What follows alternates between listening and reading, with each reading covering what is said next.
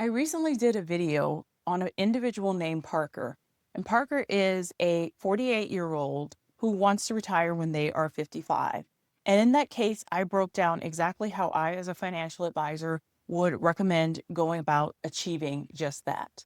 Out of that case came several important learnings, which I'm going to share here with you today. And if you are designing your own retirement, I think you'll find it quite useful because it'll show the things that are very salient to a financial advisor when they are designing retirements for individuals. If you're finding these videos useful, please do subscribe. Subscribe helps the word get out among more people, and it also will allow you to see my new videos as they drop. So stay with me. When I initially engaged with Parker, one of the questions I asked was about healthcare. Now, I will take you back 20 years or so before the age of the Affordable Care Act. I remember one of my first jobs out of grad school. I worked in a big office with about 200 different people in a variety of stages of their careers. What stuck out to me most is we had people who were approximately age 60 to age 65 who could retire at any point in time and who were only working in that office because they needed health care. All of these people had pensions. All of these people had work to build up their 401ks. The only missing part was health care.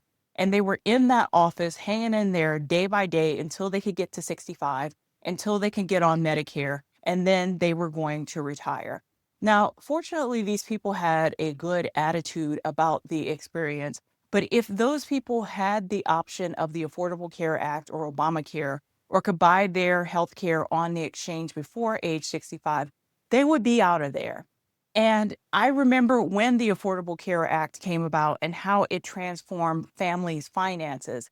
It allowed people who were independent contractors to be able to go on the open exchange and buy their own insurance, but it also allowed people who were prepared to retire before the age of 65 to be able to actually retire before the age of 65. They could just go on to the exchange and purchase their health care. I really think the Affordable Care Act was revolutionary in opening up pathways for self employment for tens of millions of Americans. But I also think it was revolutionary in that it allowed people who were financially prepared and who were ready to retire to just go ahead and retire a few years early instead of having to work until age 65 solely for the health care. So, one of the first things that I saw with Parker's decision to retire by age 55, the first question that popped into my head is where are you going to get your health care? And fortunately, the Affordable Care Act or Obamacare is actually running and you can go on the exchange and purchase it. But we're in a day and age where the Affordable Care Act is coming under scrutiny. And Parker is now 48. In 7 years' time, the Affordable Care Act may not exist or may not exist in its current iteration where Parker can go on an exchange at age 55 and purchase her health care. And if that exchange doesn't exist, what is the plan for health care? Now, some of my clients, when they leave jobs, they get the option for COBRA, but COBRA is only 18 months to 2 years. You cannot have COBRA indefinitely. COBRA was also wildly expensive and also just inadequate for most people's needs. I don't really have an adequate explanation or an adequate answer of what to do about healthcare. But if you are considering early retirement, it's something you really need to consider. Where will you get your healthcare? If you cannot come back with a solid answer besides Obamacare, that's something that you need to consider because if the Affordable Care Act goes under and you're no longer able to buy your healthcare on the open exchange, you can't live without healthcare for a decade while you're waiting for Medicare. It's also the ugly word of pre-existing conditions may come back into the American vernacular. Pre-existing conditions is when you sneeze too hard or you have hypertension or diabetes or you had cancer or an abnormal mammogram or abnormal checkup, whatever.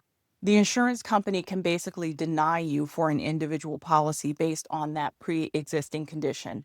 The Affordable Care Act Obamacare exchange basically eliminated pre-existing conditions from the American vernacular, but if that goes away and you're 55 and you have something that can fall under the pre-existing condition category, you may not be able to buy coverage as an individual needing health care. And so your only point at that period in time is basically to go back to work and get a job that offers health care. I'm hoping that we all don't end up in that condition and that the Affordable Care Act will maintain. But healthcare is something you really need to ask yourself about if you are planning to retire early. Pensions matter. Basically, Parker is able to pull off this early retirement in thanks large part to a pension. Now, pensions are quite unusual, and Parker is Generation X. Only about 14% of Generation X has access to a pension, while just over 50% of baby boomers have access to pensions. The number's even lower for millennials and Gen Zers, but pensions are basically a thing of the past. Parker is able to pull off an early retirement in large thanks to this pension. So, some of my clients have pensions, and when we are examining the pension, it's how much money are you expected to receive from the pension? When can you start receiving the money? Is there a cost of living adjustment built into that pension? And how solvent is that pension? Some pensions are rock solid and they have a good reputation for good management, good stewardship, good leadership, and they're in good economic positions. Other pensions are more precarious, and those are the pensions that really concern me. There are several corporate pensions and a few state pensions that have gone under or experienced significant difficulties in the past few decades. And personally, I think by mid 21st century, there will be more pension failures or more pensions in distress. We need that pension to hold up for Parker's retirement. And so, one thing I think that you should look at if you have a pension is to make sure that pension is solvent, has good leadership, has strong financials, and will be able to carry you through retirement. The next thing that I advise, and I mentioned this several times in the video, Parker really should schedule an appointment 3 years out before she retires with a certified financial planner or 2 years out before she retires. This is basically to double check my work, to take a look at everything, and basically clear her for landing in retirement. Now, I do think people really benefit from relationships with financial advisors. And people may not have the luxury of having a financial advisor throughout their entire adult life, but I do believe 3 to 5 years before a person retires, they should have an appointment with a certified financial planner to take a look at their financials. Now, I've had some people who've shown up on my doorstep like 5 days before they're supposed to retire or just after they put in notice. And that's just not the way to do it. You don't want to do it right at the point of retirement or right before you're going to retire because there's very little I can do at that point to help you fix anything that can put you in a better position for retirement. But 3 to 5 years before you retire, there's often some things that we can do to put things in better condition for you to be able to retire. So, financial advisors and financial planners are important in this equation and really do provide an important service. Their services, you can hire an hourly financial planner. Hourly financial planners run a few $100 per hour, but it can also save you thousands of dollars potentially in future taxes or future issues that you just didn't plan for because you didn't hire a financial planner to point out the issue to you years before you retire. So financial planners matter in the retirement equation.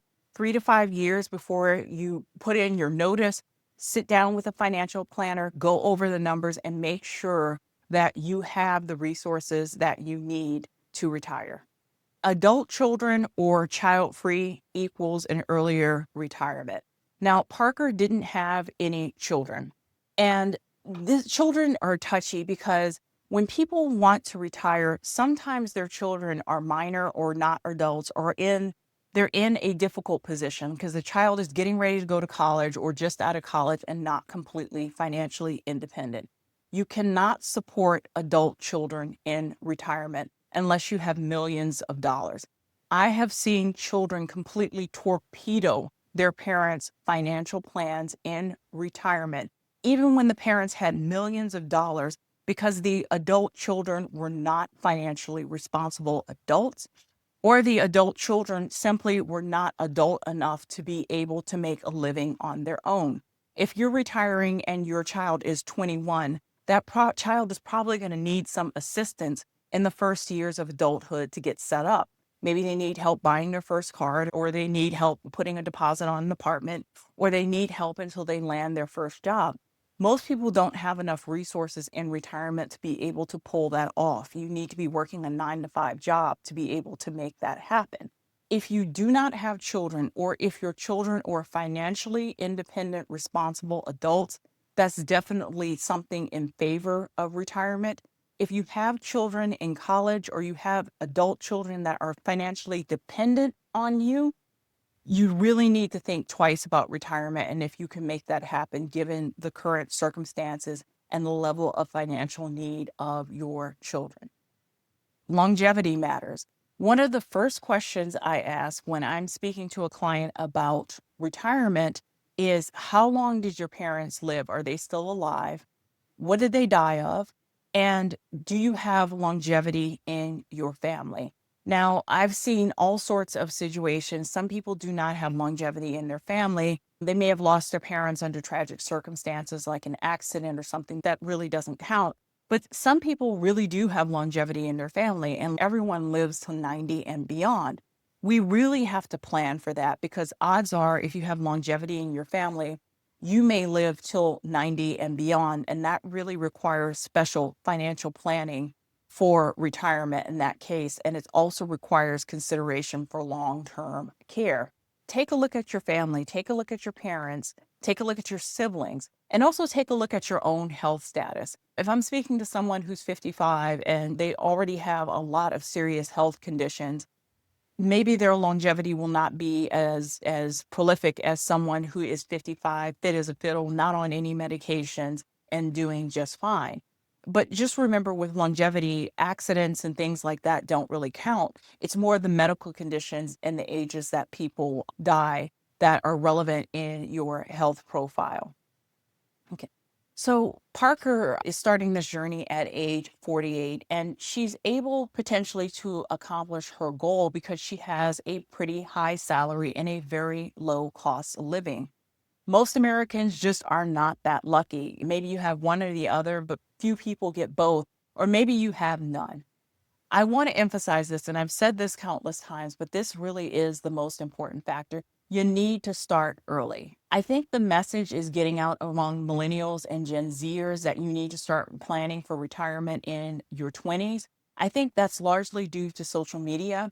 I'm finding a lot of Gen Z clients are actually pretty savvy when they come to my office, and they've often been watching TikTok, or they've been watching YouTube Shorts or YouTube videos, and they're learning the basics of what they need to do to financially plan for retirement. I think that's a very good thing, because I think they are going to need it. So the earlier you can start, the sooner you can start, the better. The more money that you will save, the more stable retirement that you will have. If you start in your 20s, that's the best time to start. They say, what's the best time to plant a tree? The best time was 20 years ago. The second best time is today. If you didn't have the benefit of starting to save for retirement in your 20s, that's okay. Start today. You need to start today, and you need to move forward. But ideally, the earlier you can start, the better the returns, the more that you can save for retirement, and the longer, stronger retirement you can enjoy. So there you have it. Those are some key points that I look at when I'm doing financial planning and for retirement. I probably spend 40% of my time doing financial planning for retirement. And I use different software than I use for Parker. We have more sophisticated software that we use in office, but it's quite a fun activity because you're helping someone achieve a long awaited goal. And you're also using all your analytic and math skills and all those wonderful skills that I've honed over the past decade as my work as a wealth manager and financial advisor. So there you have it. If you found this information useful, please share and please subscribe.